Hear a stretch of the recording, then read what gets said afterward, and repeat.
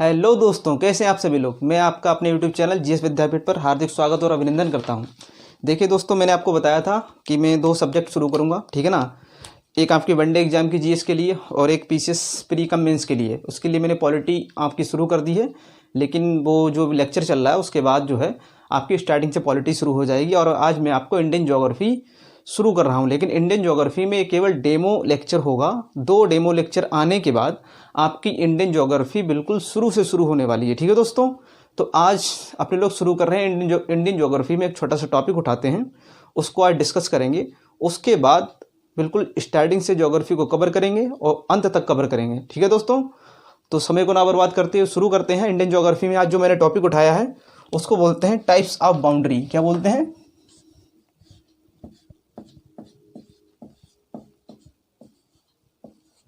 Types of boundary.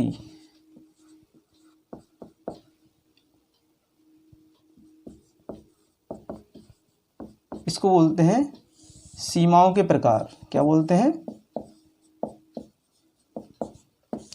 सीमाओं के प्रकार।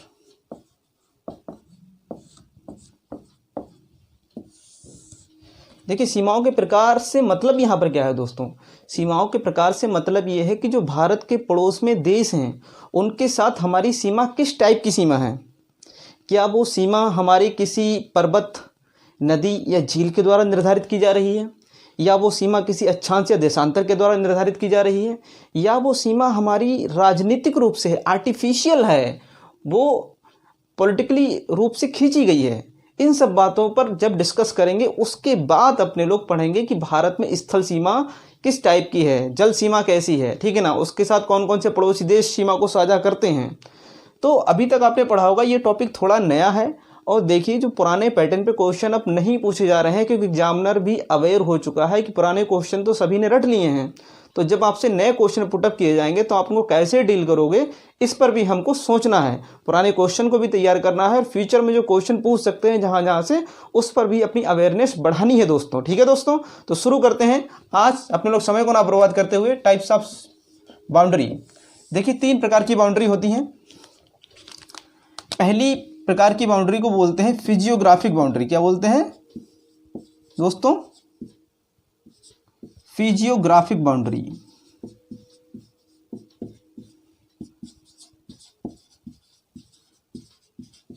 इसी को हिंदी में कहते हैं भौगोलिक सीमा। क्या कहते हैं? इसी को हिंदी में कहते हैं भौगोलिक सीमा। जो दूसरी टाइप की बाउंड्री है उसको बोलते हैं जियोमेट्रिकल बाउंड्री। क्या बोलते हैं? Geometrical boundary.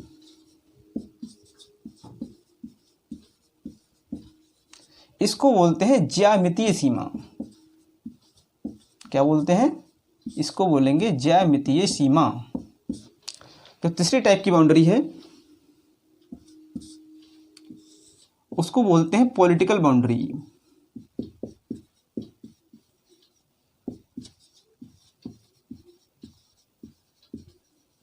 इसको बोलते हैं राजनीतिक सीमा। क्या बोलते हैं? इसको बोलते हैं राजनीतिक सीमा। देखिए, यहां से कौन से क्वेश्चन आएंगे और किस टाइप से आएंगे वो भी मैं अभी आपको समझा दूंगा, ठीक है ना दोस्तों।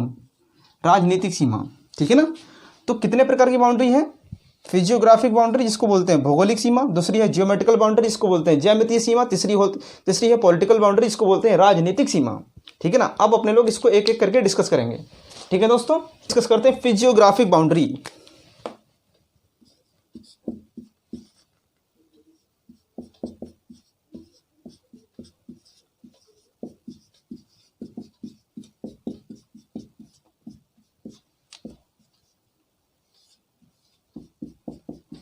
इस पहली सीमा को अपने लोग पढ़ते हैं, इसको बोलते हैं फिजियोग्राफिक बाउंड्री।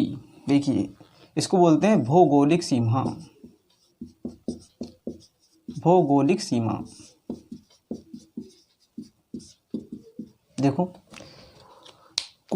भौगोलिक सीमा का आधार क्या होता है दोस्तों।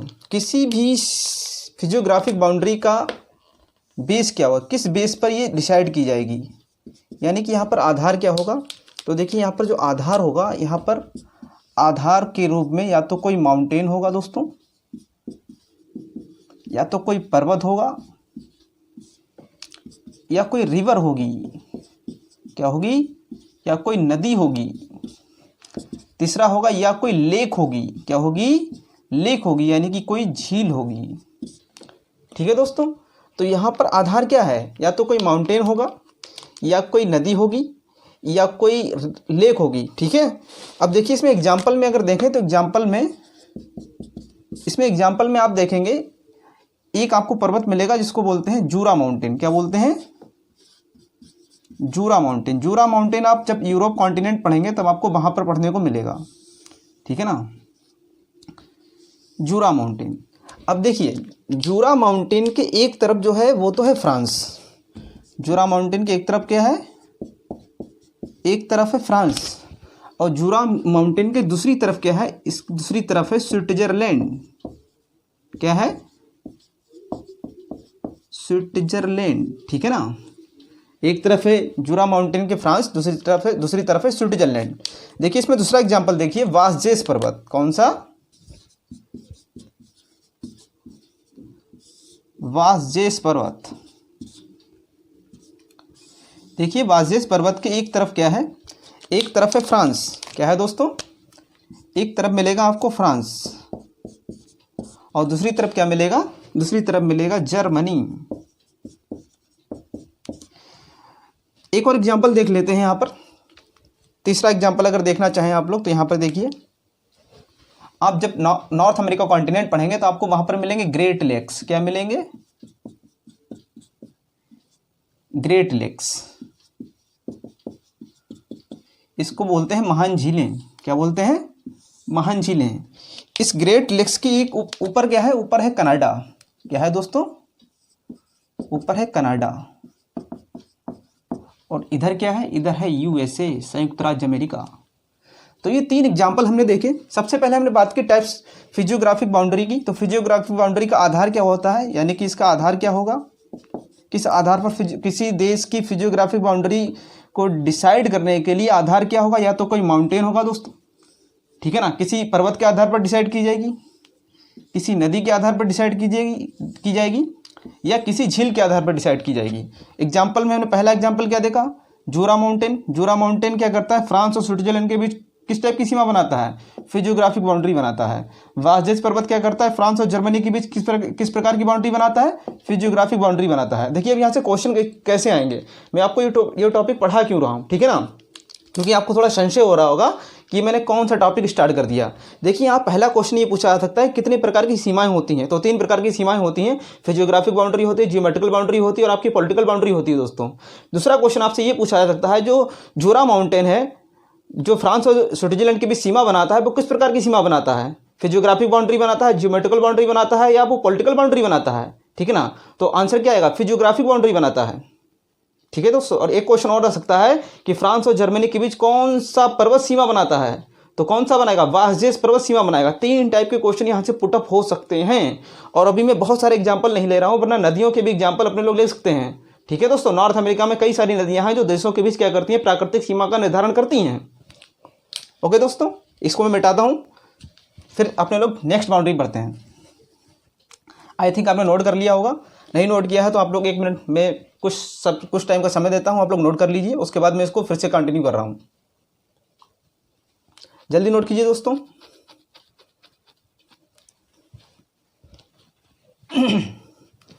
मैं ऊपर से मिटाता हूँ तो लोगों नीचे का नोट कर लीजिए।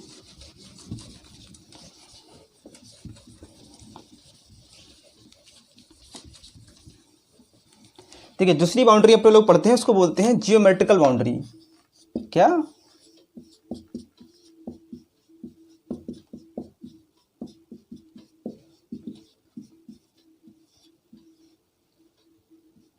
जियोमेट्रिकल बाउंड्री, इसको बोलेंगे हम ज्यामितीय सीमा। क्या बोलेंगे,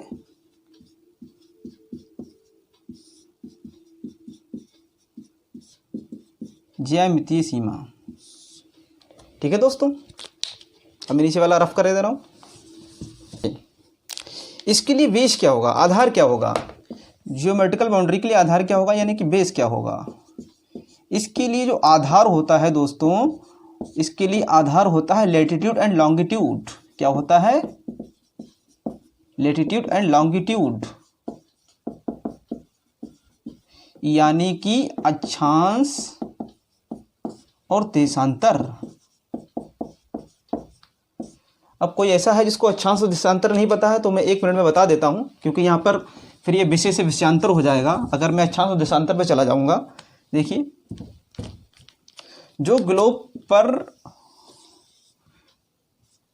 पश्चिम से पूर्व दिशा में जो रेखाएं खींची जाती हैं इस टाइप से,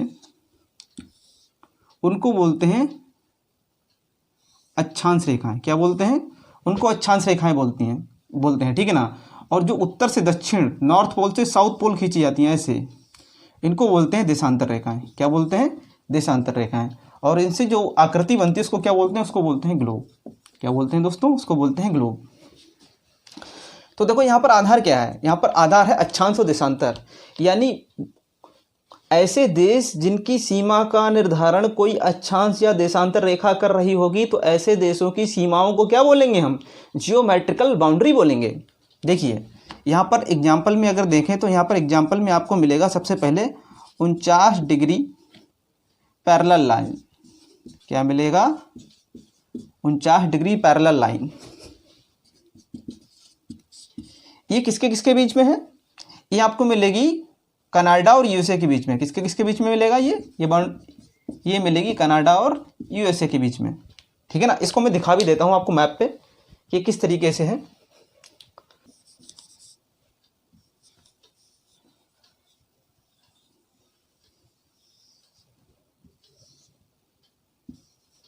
देखिए नॉर्थ अमेरिका कुछ इस तरीके से मैप आता है। इधर वाला पोर्शन ये कहलाता है अलास्का, और ये आपका मिलेगा कनाडा, और यहाँ पर ये मिलेगा आपको यूएसए, और यहाँ पर ये मिलेगा आपको मैक्सिको, ठीक है ना। ये जो सीमा है ये वाली, यही क्या है? यही है 49 डिग्री पैरेलल लाइन, ठीक है ना। और यहीं पर आपको क्या मिलेंगी? यहीं पर आपको मिलेंगी ग्रेट लेक्स, ठीक है ना। ऐसे ऐसे यहाँ पर ह्यूरॉन मिलेगी, मिशिगन मिलेगी, इरी मिलेगी, ओंटारियो मिलेगी। इस टाइप से ये 5 झीलें हैं। इनको 5 महान झीलें कहा जाता है नॉर्थ अमेरिका कॉन्टिनेंट की, ठीक है ना। तो पहला हमने देखा 49 डिग्री पैरेलल लाइन जो है वो किसके बीच सीमा बनाती है? कनाडा और यूएसए के बीच। दूसरा एग्जाम्पल देखिए यहाँ पर, तो दूसरा एग्जाम्पल यहाँ पर आपको मिलेगा 38 डिग्री पैरेलल लाइन, ठीक है ना। ये किसके बीच सीमा बनाएगी? ये बनाएगी नॉर्थ कोरिया। ये भाई वही है तानाशाह, और ये है साउथ कोरिया। ये इन देशों को भी सीमा बनाती है। तो ये जियोमेट्रिकल बाउंड्री है, ठीक है दोस्तों।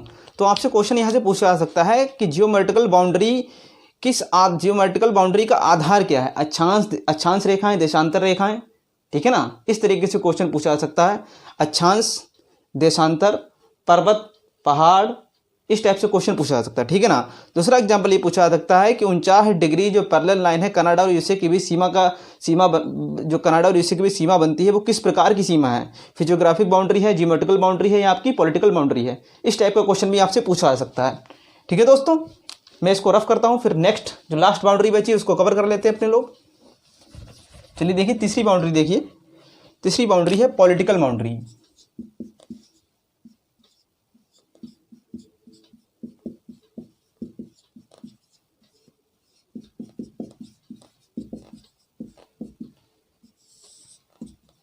इसको बोलते हैं राजनीतिक सीमा। लेकिन एक इसका दूसरा भी नाम है, ठीक है ना। इसको आर्टिफिशियल बाउंड्री भी बोलते हैं। क्या बोलते हैं?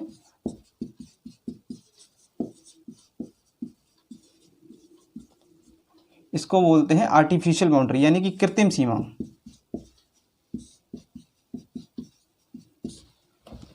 देखो इसके कौन से एग्जाम्पल आएंगे? देखिए यहां पर आपको एग्जाम्पल में मिलेगा, आपको मिलेगी रेड क्लिफ लाइन। कौन सी मिलेगी? Red Cliff line.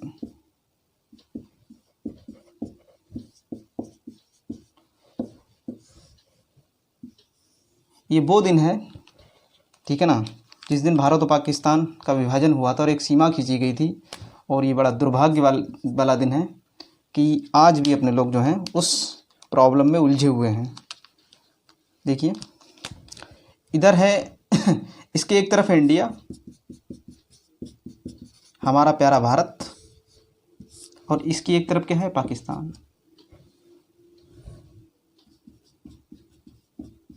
अभी नेक्स्ट वीडियो में थोड़ी सी रेड क्लिफ लाइन और इन सब चीज़ों के बारे में और क्लियर से बताऊंगा, ठीक है ना।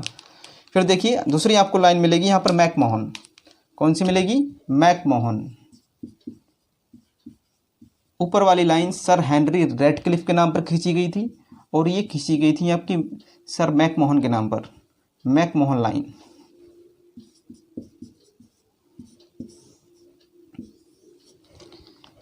इसके एक तरफ क्या है आपको मिलेगा, एक तरफ मिलेगा चाइना,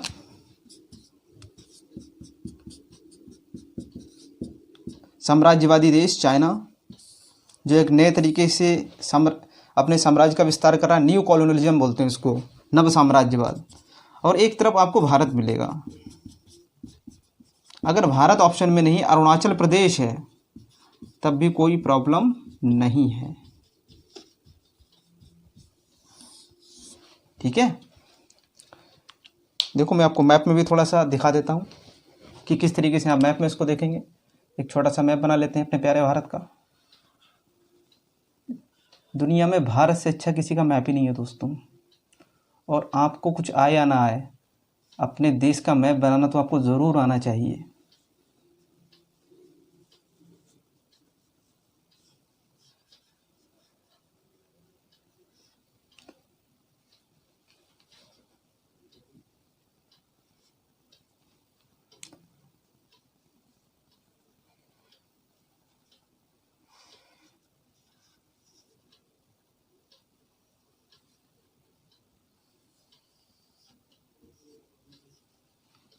देखिए ये है हमारा प्यारा भारत। यहाँ पर है देखो ये देश जो हमारी परीक्षा लेता रहता है, हमारे पेशेंस की परीक्षा लेता रहता है, पाकिस्तान। और यहाँ पर एक देश मिलेगा आपको, चाइना।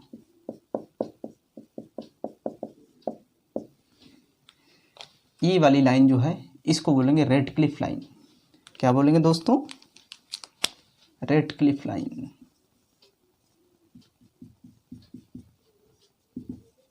और इस वाली लाइन को बोला जाता है मैकमोहन लाइन, ठीक है दोस्तों।